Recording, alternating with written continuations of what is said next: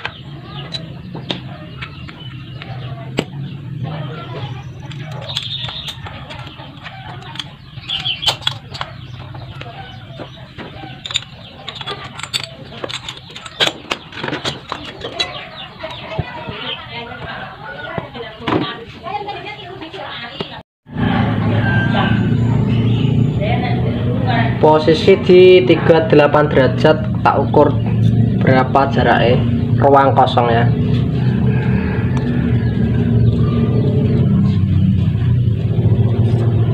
Wow.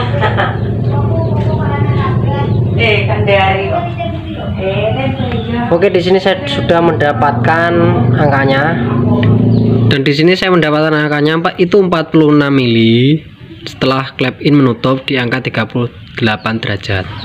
Setelah mendapatkan angkanya 46 tadi, saya mau mencari nilai atau angka TMB nya berapa ruangnya ini, langkahnya.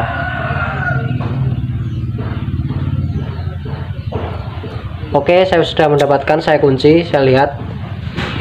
Dan di sini saya mendapatkan nilainya 50 mili. Oke, mari kita simulasikan. Oke, sekali lagi mari kita simulasikan. Oke, jadi angka 46 mm ini diambil setelah klep in menutup, dan klep in menutup ini berada di 38 derajat. Jadi noken ini klep innya ini ya, seret, menutupnya tuh di 36 derajat. Nah, setelah mengetahui menutupnya 38 derajat, maka kita akan ukur dari bibir blok atau bibir burung ini sampai ke pistonnya ini. Oke, saya simulasikan ke media. Simulasikan di motor tuh kayak gini loh. Pada saat TMA ya misal nih. Nah, di sini pada saat piston nyedot klep in, nah anggap saja klep ini membuka, nyedot ya, serut, anggap saja nih membuka ya, iya karena bawah. Nah, kan pada saat piston naik ke atas, itu nggak mungkin klep ini sudah nutup. Pasti ada dorongan piston. Nah, berapa derajat ini naik ke atas, ini baru menutup. Nah, di sini letaknya kompresi dinamis tuh.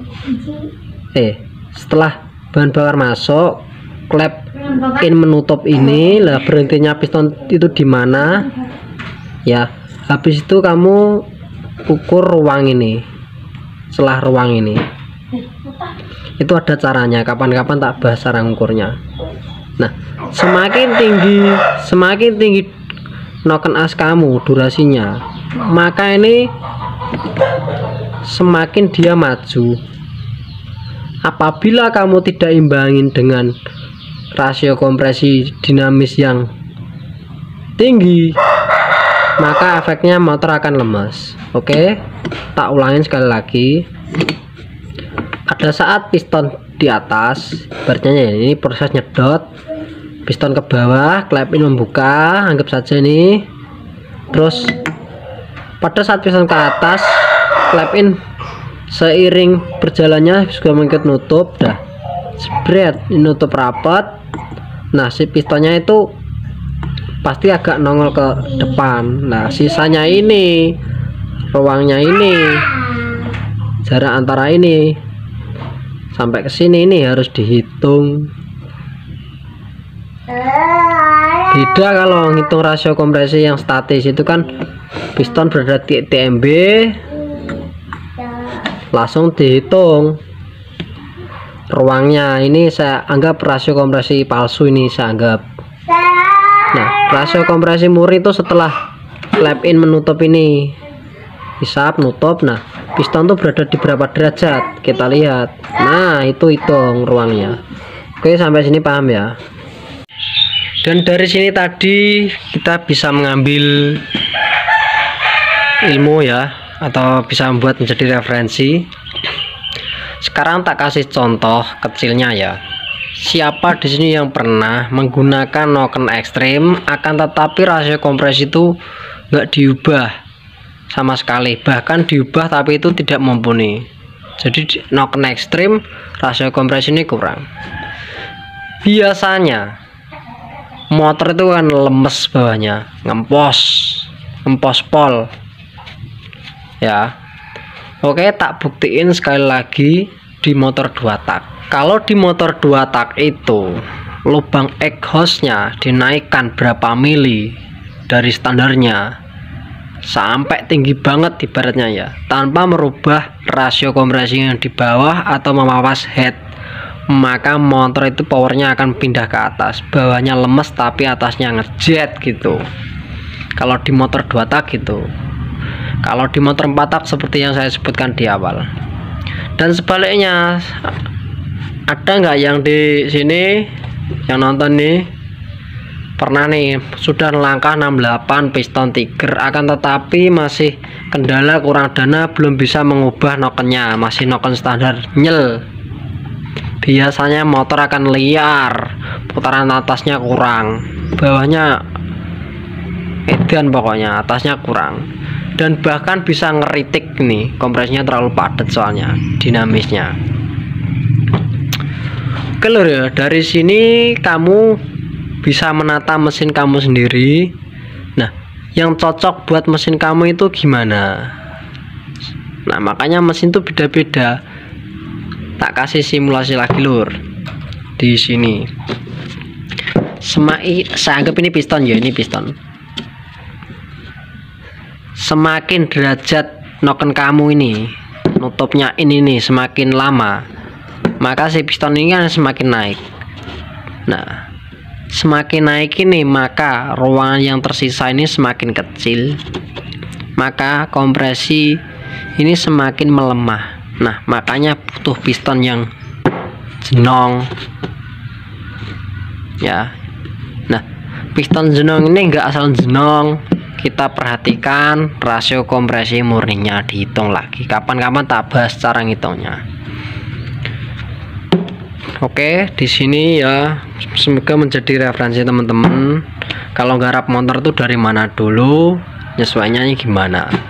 Oke lur, pelan-pelan ya, ini sebagai batu loncatan buat memahami mesin. Oke lur, setelah video ini saya akan membahas tentang cara menghitung rasio kompresi dan sekaligus ini membahas tentang cowak klep yang benar menurutku ya. Soalnya terkadang tuh kemiringan ini tidak sesuai dengan cowakan pistonnya. Oke, simak terus, jangan sampai ketinggalan.